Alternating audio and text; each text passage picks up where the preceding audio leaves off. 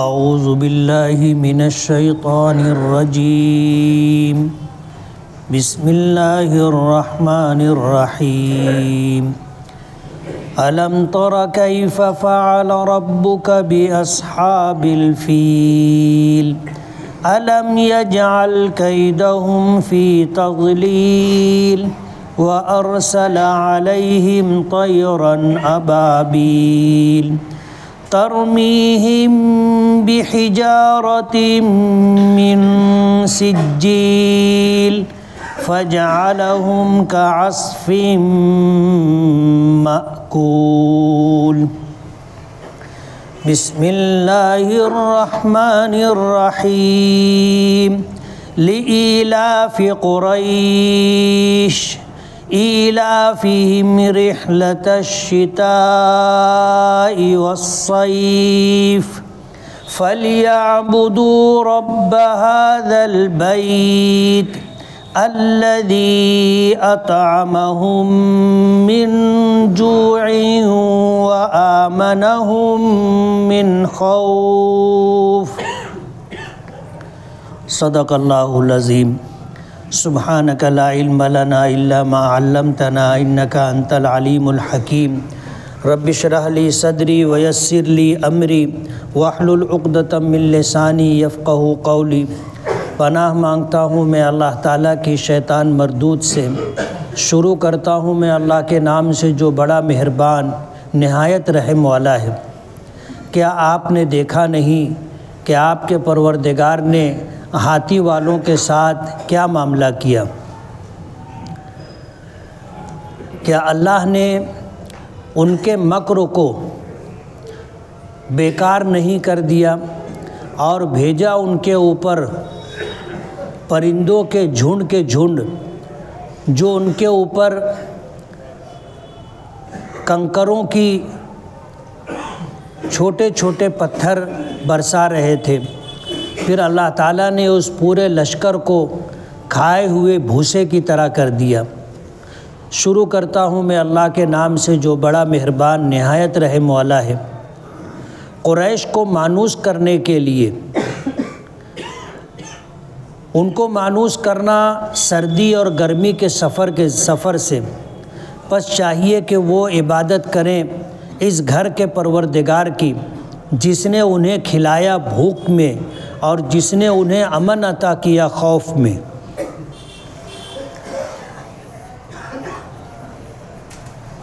سورہ فیل اور سورہ قریش کی تلاوت کی ہے، ترجمہ آپ نے سنا۔ پہلی سورت سورہ فیل میں 5 آیتیں۔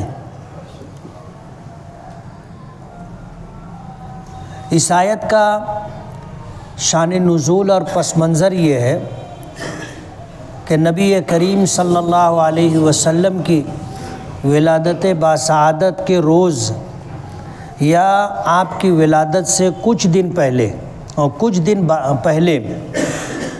ایک واقعہ مکہ مکرمہ میں پیش آیا تھا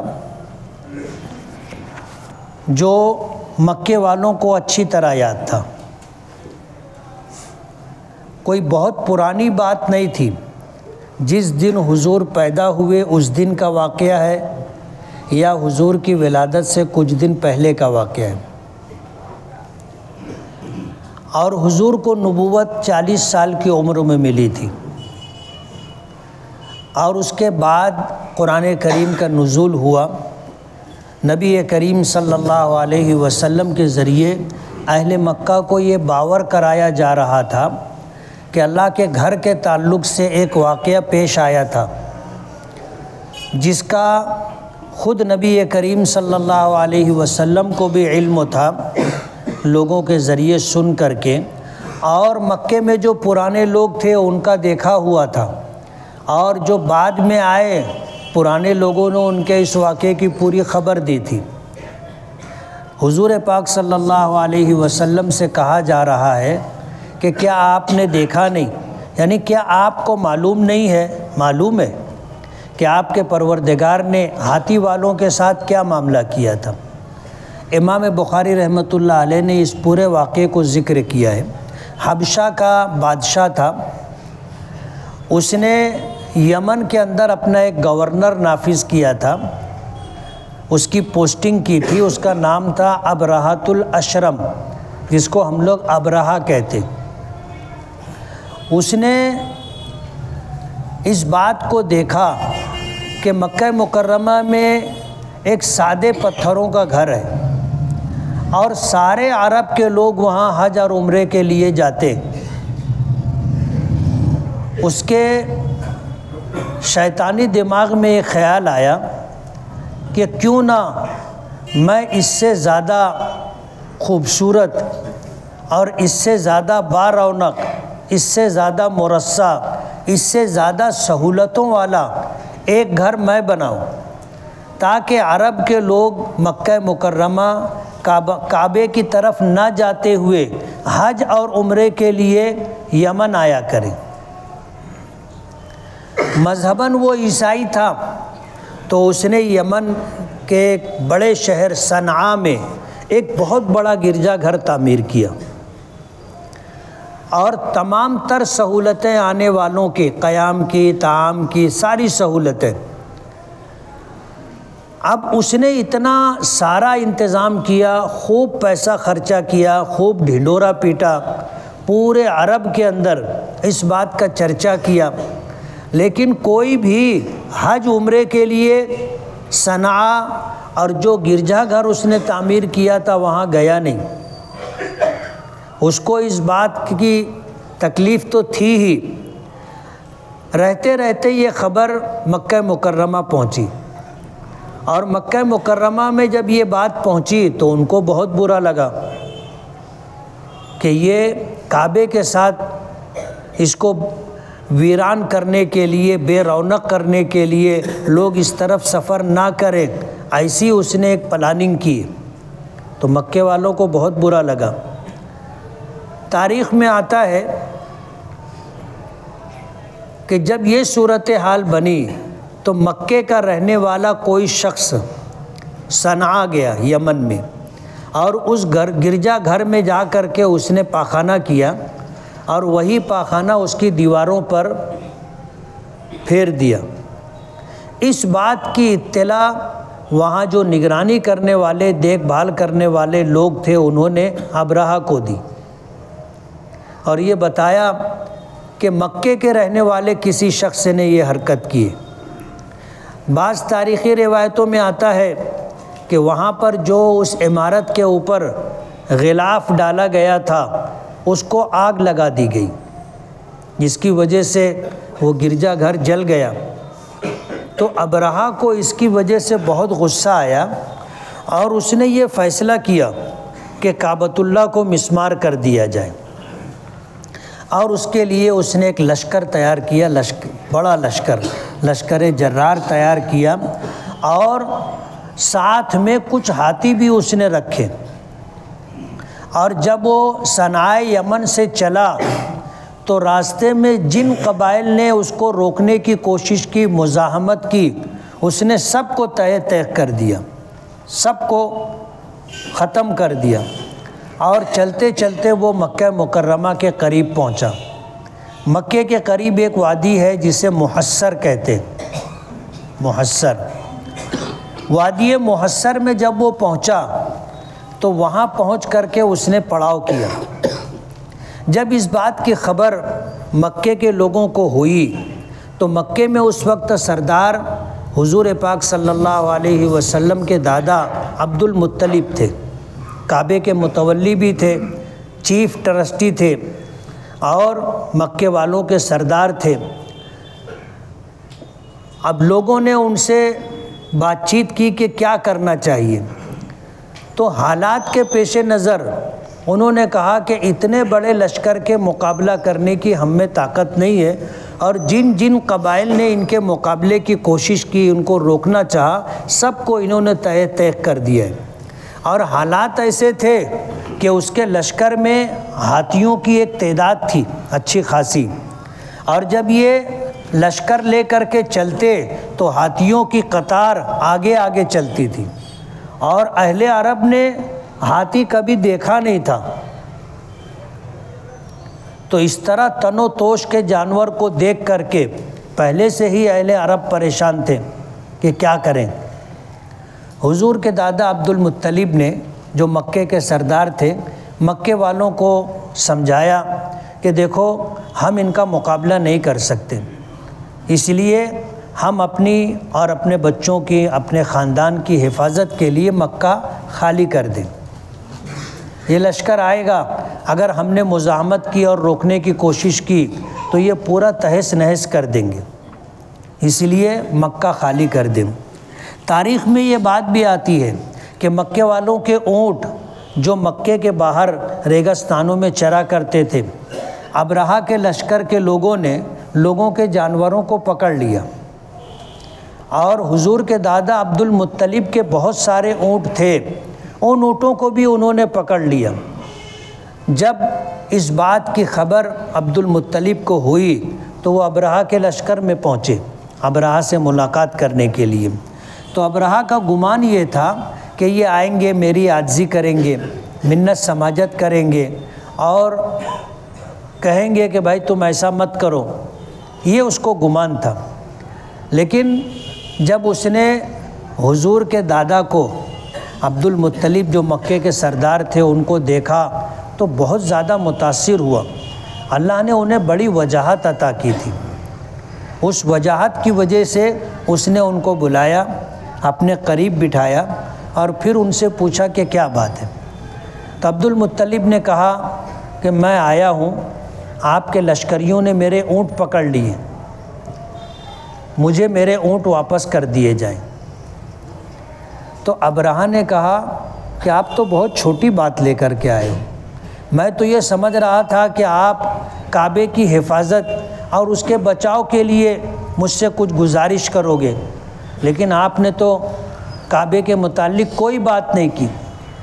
تو حضور کے دادا عبد المطلب نے کہا کہ انا رب الجمل، میں اونٹوں کا مالک ہوں، اس لیے میں اپنے اونٹ کی بات کروں گا، اور جو کعبہ ہے وہ اس کا مالک پروردگار ہے، ہوا رب البیت، کعبے کا پروردگار اللہ ہے، وَهُوَ يَحْفَظُهُ، وہ اپنے گھر کی حفاظت کرے گا۔ میں جس کا مالک ہوں اونٹ کا، تو میں اونٹ کی بات کر رہا ہوں، اور اس گھر کا جو مالک ہے وہ اپنے گھر کی حفاظت کرے گا۔ تو اس نے ابرہہ نے حضور کے دادا کے جو اونٹ تھے وہ واپس کر دیے۔ جب یہ اونٹ لے کے واپس ہو گئے اور اس کے بعد ابرہہ نے کعبہ کو منہدم اور مسمار کرنے کے لیے جب تیاری کی اور اپنے لشکر کو لے کر کے آگے بڑھا، تو ایک وادی میں پہنچا جس کو وادی محصر کہتے ہیں۔ یہاں پر اللہ کی طرف سے ان پر عذاب آیا، اور سمندر کی طرف سے پرندوں کے جھنڈ آئے، غول در غول، سبز اور زرد رنگ کے پرندے، ہرے اور پیلے رنگ کے پرندے سمندر کی طرف سے آئے۔ ان کی چونچوں میں اور ان کے پنجوں میں کنکریاں تھیں، ظاہر بات ہے چھوٹی چھوٹی چڑیاں تھیں۔ ابابیل کہتے ہیں پرندوں کے جھنڈ کو، ہمارے یہاں تو ایک پرندے کو کہتے ہیں ابابیل، چھوٹی سی کالے رنگ کی چڑیا ہوتی ہے، اور عام طور پر لوگوں کے ذہنوں میں وہی پرندہ ہے جو ان کے اوپر عذاب کی شکل میں آیا تھا۔ جب یہ پرندے آئے تو ان کی چونچوں میں اور ان کے پنجوں میں جو چھوٹی چھوٹی کنکریاں تھیں، وہ فوج کے اوپر، لشکر کے اوپر انہوں نے گرانا شروع کیا۔ یہ جو کنکریاں تھیں رائفل کی گولیوں سے زیادہ خطرناک ثابت ہوئی۔ یہ جس کے اوپر پڑتی تھی پورے جسم ان سے پار ہو کر کے نیچے نکل جاتی تھی، اور اس میں ایسا زہریلا مادہ تھا کہ جب وہ جسم سے گزرتی تھی تو یہ جسم گوشت پانی بن کر کے پگھلنے لگتا تھا۔ تو جن لوگوں کو کنکریاں لگی سب کا یہی حال ہوا، ہاتھیوں کا بھی یہی حال ہوا، پورے لشکر کو اللہ نے اس طرح تباہ و برباد کر دیا، ایک آدمی بھی بچا نہیں۔ ابرہہ کے متعلق آتا ہے کہ وہ بھی اسی طرح زخمی ہوا تھا، اور یمن کی طرف اس نے بھاگنے کی اور واپس جانے کی کوشش کی، لیکن صنعاء پہنچنے سے پہلے راستے میں ہی مر گیا وہ۔ اللہ نے اپنے گھر کی حفاظت کی۔ حضور پاک صلی اللہ علیہ وسلم کے دادا عبد المطلب نے یہی کہا تھا کہ جو اس گھر کا مالک ہے وہ اپنے گھر کی حفاظت کرے گا، میں تو اونٹوں کا مالک ہوں، اس لیے اپنے اونٹوں کی بات کرنے کے لیے آیا ہوں۔ تو اللہ نے اپنے گھر کی حفاظت کی۔ یہ واقعہ عربوں کو اچھی طرح معلوم تھا، اور یہ کوئی بہت پرانی بات نہیں تھی۔ ابھی میں نے بتایا کہ جس دن حضور کی ولادت باسعادت ہوئی اسی دن یہ واقعہ پیش آیا، یا بعض مورخین لکھتے ہیں کہ 50 دن پہلے۔ اب ظاہر بات ہے یہ 40 سال 50 سال پرانی بات تھی اور عربوں میں مشہور تھی، اور یہ کوئی ایسی معمولی بات نہیں تھی کہ اس کو بھلا دیا جاتا۔ یہ ایک ایسا حیرت انگیز واقعہ تھا کہ جس کا چرچا پورے عرب میں تھا۔ جب حضور پاک صلی اللہ علیہ وسلم نے نبوت و رسالت ملنے کے بعد مکے والوں کے درمیان کعبۃ اللہ کی حفاظت اور کعبۃ اللہ کے پروردگار کی طرف سے آئے ہوئے دین کی دعوت و تبلیغ کا کام انجام دینا شروع کیا، تو مکے والے جو ہے وہ اس معاملے میں ان کا جو رویہ رہا وہ آپ نے سنا ہے۔ کچھ لوگ تھے جنہوں نے ایمان قبول کیا، ورنہ اکثر لوگ مخالفت کرتے رہے، اللہ پاک نے ان کو یہ واقعہ یاد دلایا۔ خود حضور پاک صلی اللہ علیہ وسلم کو خطاب کیا کہ کیا آپ کو معلوم نہیں ہے؟ معلوم ہے۔ کیا آپ جانتے نہیں ہیں؟ جانتے ہیں، آپ جانتے ہیں۔ اور جو لوگ مکہ مکرمہ میں ہیں ان کو بھی اس بات کا پتہ ہے کہ اس کعبے کے تیرے پروردگار نے، جو اس کعبے کا مالک ہے، ابرہہ اور اس کے لشکر والوں کے ساتھ کیا کیا تھا، سب کو معلوم ہے۔ اللہ نے پورے لشکر کو کھائے ہوئے بھوسے کی طرح کر دیا تھا، پورے لشکر کو اللہ نے تباہ و برباد کر دیا۔ جیسے جانور چارہ کھاتا ہے تو کچھ بچ جاتا ہے، جو بچا ہوا حصہ ہوتا ہے وہ کیا ہوتا ہے تم نے دیکھا، اس کی کوئی حیثیت نہیں ہوتی۔ تو کھائے ہوئے بھوسے کی طرح اللہ نے ان کی حالت کر دی اور ان پر اپنا عذاب بھیجا، تو معمولی چڑیوں اور پرندوں کے ذریعے سے۔ آج تک دنیا پریشان ہے کہ ایسا کون سا کنکر تھا ان پرندوں کی چونچوں اور ان کے پنجوں میں کہ جس کو لگا وہ پورا اس کا گوشت تو پانی بن کر کے پگھل گیا۔ آج تک دنیا تحقیق کر رہی ہے۔ لوگ کہتے ہیں کہ وہ ایٹم تھا، اب اللہ جانتا ہے۔ ظاہر بات ہے ایسی صورتحال کہ جس سے انسانی جسم تو کیا ہاتھی لوگ کا جو حال ہوا، ہاتھیوں کا جو حال ہوا، کوئی معمولی کنکر سے تو ہو نہیں سکتا۔ یقیناً وہ کوئی ایسی چیز تھی جس کی تحقیق آج تک نہیں ہو سکی، اور ہمیں یقین ہے انشاءاللہ آنے والے دنوں میں اس کی تحقیق ہو جائے گی۔ سائنس ترقی کرتے کرتے اس مقام تک پہنچے گی جب جا کر کے اس واقعے کی صداقت لوگوں کے سامنے آ جائے گی۔ ہم تو سن لیتے ہیں، پڑھ لیتے ہیں، ہم کو تو کوئی تجسس نہیں ہے، ہمارا ایمان ہے اس پر۔ ہم کو سمجھ میں آئے تو ہم مانتے ہیں، نہیں سمجھ میں آئے تو بھی مانتے ہیں۔ ہمارا یقین ہے کہ یہ واقعہ 100% سچا واقعہ ہے۔ اچھا، تاریخ میں یہ سب کچھ موجود ہے، اس لیے آج کی دنیا اس پر تحقیق کر رہی ہے۔ الم یجعل کیدہم، ہاتھی والوں کا جو معاملہ تھا، ان کا جو مکر تھا، اللہ نے کس طرح اس کو بیکار کر دیا۔ اتنا بڑا لشکر لے کر کے آئے تھے کعبے کو منہدم کرنے کے لیے، لیکن کعبے تک اللہ نے ان کو پہنچنے بھی نہیں دیا۔ وادی محصر میں ہی ان کی جو گد بنی، سب کچھ ان کو سامنے تھا تہس نہس ہو گئے، برباد ہو گئے۔ وادی محصر یہ وہ جگہ ہے جہاں اللہ کا عذاب آیا تھا۔ مینا سے لگ کر کے ایک جگہ ہے، وہاں پر حاجیوں کو قیام نہیں کرواتے، اس کو گھیرا بنا کر کے رکھے ہیں الگ سے، حاجی لوگوں کو وہاں سے گزرنے بھی نہیں دیتے اور وہاں قیام بھی نہیں کرنے دیتے۔ اور حدیث پاک میں آتا ہے نبی کریم صلی اللہ علیہ وسلم نے ہر اس جگہ جہاں اللہ کا عذاب آیا صحابہ کرام کو تاکید کی کہ یہاں رکنے کا نہیں۔ ملک شام جا رہے تھے، راستے میں قوم عاد و سمود کے مقامات پڑھے تو کچھ لوگوں نے وہاں سے پانی لے کر کے آٹا گوندھ لیا تھا، حضور نے وہ آٹا پھینکوا دیا اور فرمایا کہ یہاں سے سر نیچے کر کے جلدی سے جلدی نکلو، یہاں یہ وہ جگہ ہے جہاں اللہ کا عذاب آیا تھا، کہیں ایسا نہ ہو کہ ہم بھی عذاب میں مبتلا ہو جائیں۔ خود نبی کریم صلی اللہ علیہ وسلم نے اپنی اونٹنی پر اپنا سر جھکایا اور سر پر کپڑا ڈال لیا، چہرہ ڈھانک لیا اور اس جگہ کو جلدی سے جلدی پار کیا۔ وَأَرْسَلَ عَلَيْهِمْ طَيْرًا أَبَابِيلَ، اللہ نے ان کے اوپر پرندوں کے جھنڈ بھیجے جو ان کے اوپر کنکریاں برسا رہے تھے۔ سجیل کہتے ہیں مٹی کو پکایا جائے، جیسے کمہار لوگ مٹکا بناتے ہیں اور مٹی کا برتن بناتے ہیں تو وہ مٹی سے بناتے ہیں، پھر اس کو آگ میں پکاتے ہیں تو اس میں مضبوطی آ جاتی ہے۔